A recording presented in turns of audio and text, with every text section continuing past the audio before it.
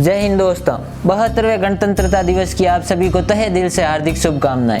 आज से लगभग 75 वर्ष पहले 15 अगस्त 1947 को हमारा देश गोरों की गुलामी से आज़ाद हो गया, लेकिन उनके द्वारा बनाए गए नियम व कानूनों को विध्वंस कर 26 जनवरी 1950 को हमारे देश ने अपना गणतंत्र लागू किया।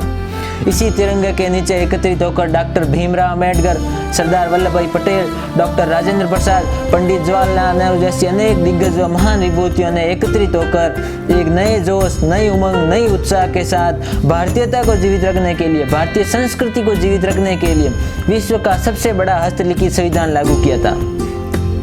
दोस्तों, भारत कोई विश्व के नक्शे पर बना कोई ट्रायंगल या डिक्शनरी में लिखा कोई शब्द नहीं है। यदि ऐसा होता तो भारत, इंडिया, हिंदुस्तान सुनते ही हमारा सीना गर्व से चौड़ा नहीं हो जाता। लेकिन दुख की बात दोस्तों, आज़ादी के इतने साल बाद भी आज भी देश में जाति, धर्म, अमीर, गरीब, महिला, पुरुष जैसी तुच्छ बातों पर भेदभाव आम बात सी हो गई है। दुख की बात है, आज लोग सनातन संस्कृति को विलीन कर रहे हैं, भारतीयता को भूल रहे हैं। जिस देश के इतिहास में 1 लाख वर्षों में किसी दूसरे देश पर हमला नहीं किया, उसी देश के लोग आज फुट पर जमीन के लिए भाई पर हमला करने के लिए बेताब हैं। अरे वसुदेव कुटुंबकम की सोच रखने वाले भारत के लोग आज हमसे मैं में बदल रहे हैं। नारी को सर्वोच्च स्थान देने वाले, नारी की पूजा करने वाले भारत के लोगों को आज घर में माँ चाहिए, बहू चाहिए, पत्नी चाहिए, लेकिन उनको बेटी नहीं चाहिए। लोगों को बड़े बड़े घर चाहिए, महल आलीशान चाहिए, हवेलियाँ चाहिए, लेकिन उसमें रहने वाले लोगों की संख्या कम चाहिए।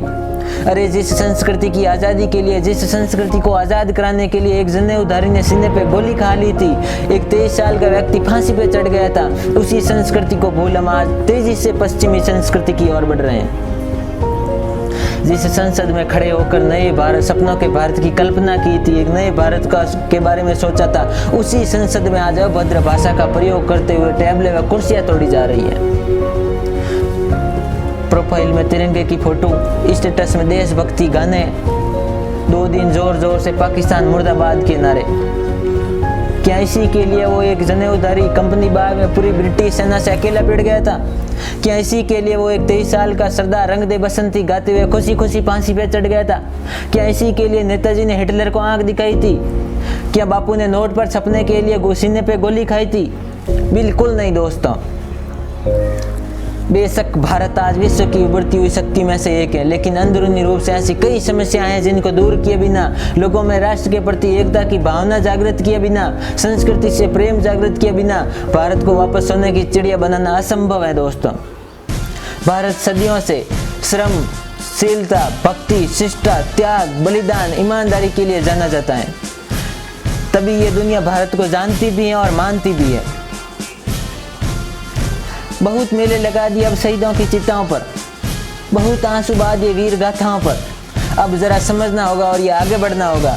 हम भारत के लोग भारत की संपूर्ण प्रभुता वाला पेपर वापस पढ़ना होगा, पन्ना वापस पढ़ना होगा, और ये समझना होगा जहाँ केवल आज़ादी का मतलब फ्रीडम लिखा हुआ है, वो सारे शब्दकोश व्यर्थ हैं।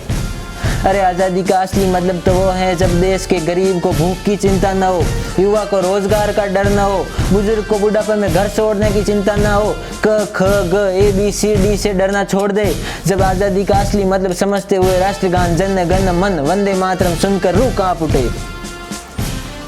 आइए हम सभी भारतवासी जन संगठित होकर इन बुराइयों का विनाश करें और राष्ट्र की उन्नति में सहयोग करें, जिससे भारत अपने प्राचीन गौरव को प्राप्त कर विश्व गुरु के आसन पर फिर से आसीन हो।